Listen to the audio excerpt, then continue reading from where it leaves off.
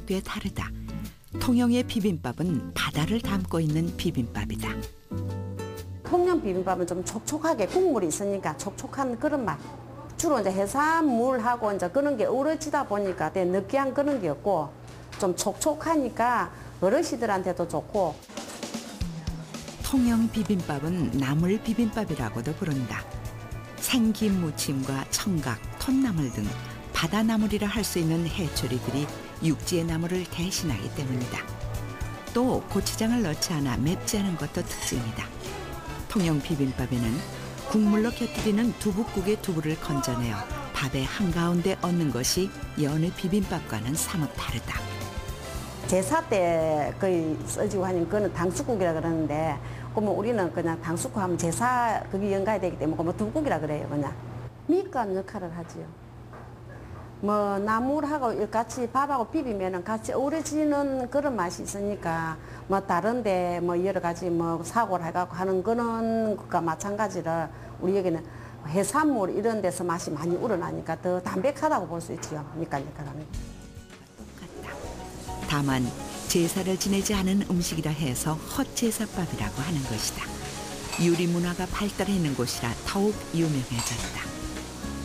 옛날 그 위생들이 공부하다가 배가 고프면은 새참으로 먹기 위해서 그냥 밥하고 이렇게 떠내 놔놓고 거짓말로 헛제사 지냈다 하고 그걸 이제 즐겨 먹는 식으로 그 유래는 그러게 돼 있는데 사실은 이거를 이제 상품화한 거는 한 70년대 후반. 헛제사밥에서 가장 중요한 것은 먹는 방법이다. 고추장을 넣지 않고 간장으로 간을 해서 비비게 되는데 제사밥이니까 당연히 그러하고 또 그렇게 해야 제맛이 난다. 겉보기에는 별다른 감흥이 없어 보이는 이 음식에 점을 찍는 것이 바로 간장인 것이다. 가문을 이어내려온다는 장맛의 비밀이 비빔밥에도 배어있다. 뭐 우리는 맨날 뭐 제사 지내는 것 같이 거의 막 일손이 많이 가요. 이게. 잔손이 많이 가고. 음식을 이렇게 해놔놓으면은 이 음식 한 가지 한 가지를 또 제기에 담아요. 음복식으로. 담아가지고 그걸 또 손님인데 하고 나물을 7가지 이래 만들려고 하면은 일일이 그게 손이 다 가야 되잖아요. 그다 탕 끓여야죠. 또 이렇게 꼬치 해야 되죠. 상어꼬치나 쇠고기꼬치나 뭐 고등어꼬치나 이걸 다 이렇게 이게 정성이 되게 많이 들어가는 음식이에요. 고추장을 쓰지 않는 음식이기 때문에 맛을 내기 위한 정성은 배 이상 들어간다. 밥 위에 얹게 되는 나물 하나하나에 간이 맞고 본래의 향과 맛이 유지되어야 밥을 비비고 난 후에 제대로 된 맛의 조화를 이루게 되는 것이다. 안동 사대부의 노련한 솜씨가 녹아있는 음식이다. 전주 비빔밥은 전주의 관문가도 같은 음식이 됐고 나아가 이미 전주 지역의 향토 음식을 넘어 전국 공통의 음식이 되었다. 지역마다 특유의 풍미가 있는 다양한 비빔밥들이 있는데 유독 전주 비빔밥이 인정을 받고 명성을 얻고 있는 것은 어떤 이유에서일까? 전주 비빔밥 같은 경우에는 전주가 워낙에 만경평화를 배후에 두고 있어서 식재료도 풍부하고 콩나물이라든지 미나리, 무 이런 그 전주 팔미라고 하는 것들이 있잖아요. 그런 것들을 골고루 쓰고 또 전라북도의 만경평야에서 나는 그 질 좋은 쌀을 위주로 해서 비빔밥을 지어 먹었고 거기다가 우리 전라북도의 부녀자들의 그 음식 솜씨가 더해져서 아름답게 치장도 하고 했기 때문에 이 비빔밥이라는 말을 쓰려면 특히나 전주 비빔밥이라는 말을 쓰려면은요 여기 들어가는 밥 자체가 우리가 일반 밥하고 틀리죠. 예, 그래서 소머리 고운 물로 원래는 그런 걸로 지은 밥을 우리가 사용해야 되고 그다음에 거기에 들어가는 나물도 아무것이나 넣는 것이 아니고 조화롭게 집어넣어야 되고 그다음에 거기에 쓰이는 조리법도 나물을 생걸로 쓰는 게 있는가 하면은 볶아서 쓰고 또 데쳐서 무쳐서 그렇게 쓰는 조리법들이 서로 간에 조화를 이루었을 때 제대로 된 전주 비빔밥의 맛을 내는 겁니다.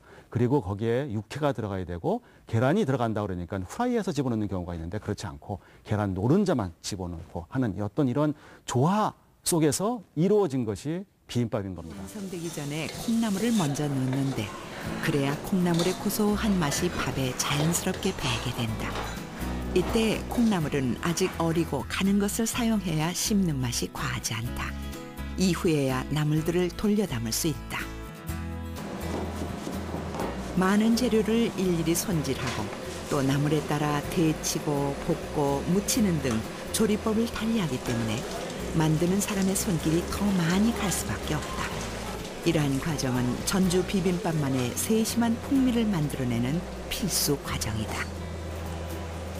비빔밥이 나물까지는 한 9가지 되는데요. 9가지 다 간을 해야 합니다.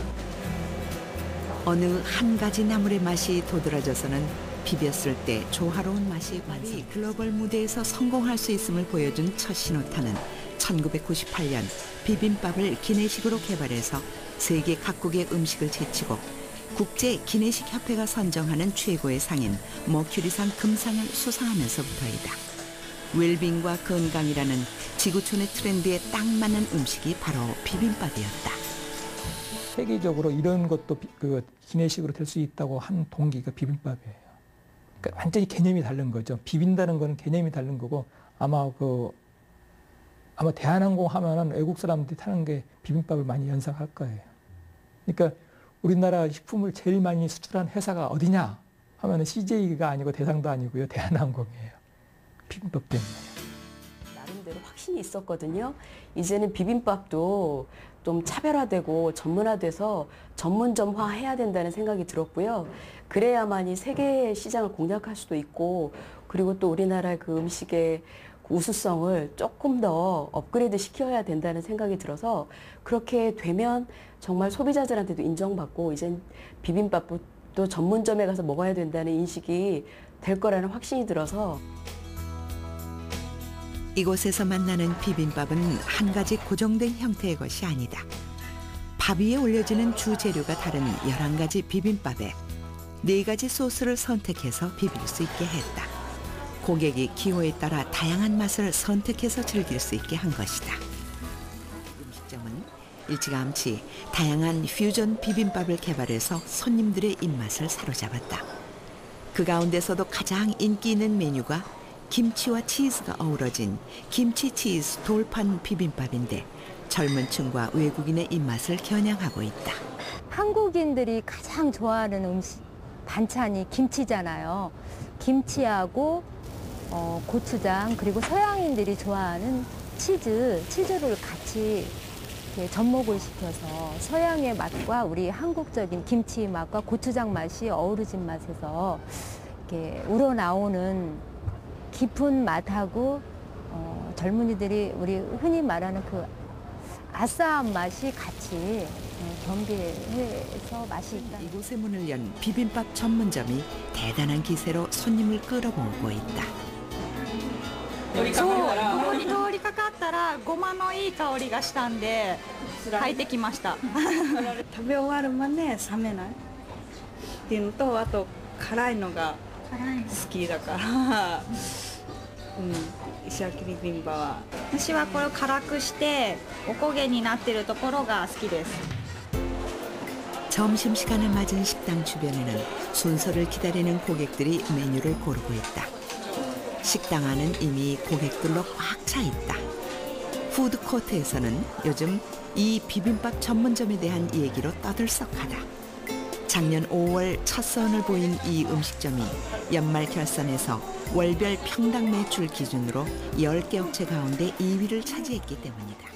참기름 냄새로 많이 사람들이 호응이 좋습니다. 그다음에 소리에 일본 사람들 특히나 소리에도 많이 민감합니다. 철판 요리나 이런 걸 줄주라는 표현을 쓰는데 그런 소리와 그다음에 그 안에서 자기가 또 비벼서 해 먹을 수 있다는 그런 재미도 있고 그 안에서 또 아마카라라고 해서 좀 달고 매운 그런 맛을 하는 게 저희가 특별히 여기서 다시 개발을 해서 한국의 고추장을 베이스로 해서 다시 개발을 해서 만든 걸 쓴 것이 주요했다라고 봅니다.